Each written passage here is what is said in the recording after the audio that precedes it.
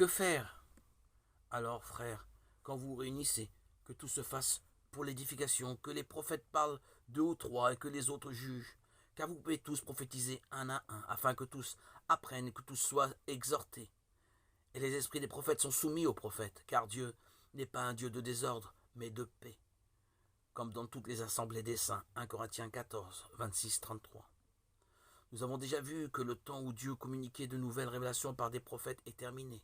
Cependant, nous pouvons remarquer dans des versets comme cela que Dieu désire toujours utiliser des prophètes pour fortifier les siens.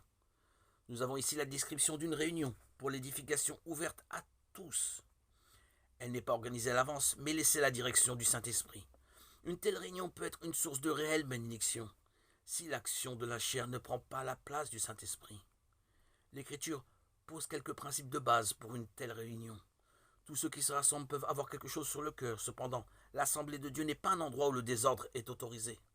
Dans une assemblée, il peut y avoir plus d'un frère présent par lequel Dieu puisse parler. Les sœurs doivent demeurer dans le silence, ne prenant pas d'initiative et ne s'exprimant pas à haute voix, verset 34.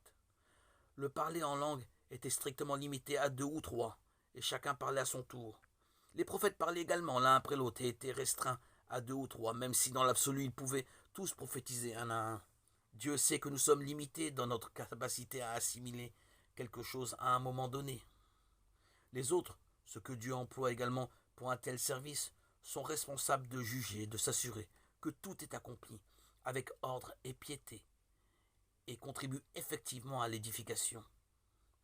La négligence à cet égard est sans aucun doute une raison majeure de plainte au sujet de réunions sans profit, voire même ennuyeuses.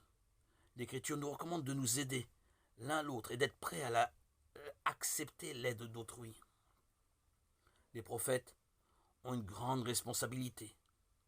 Aider leurs frères et sœurs à apprendre et les encourager à persévérer.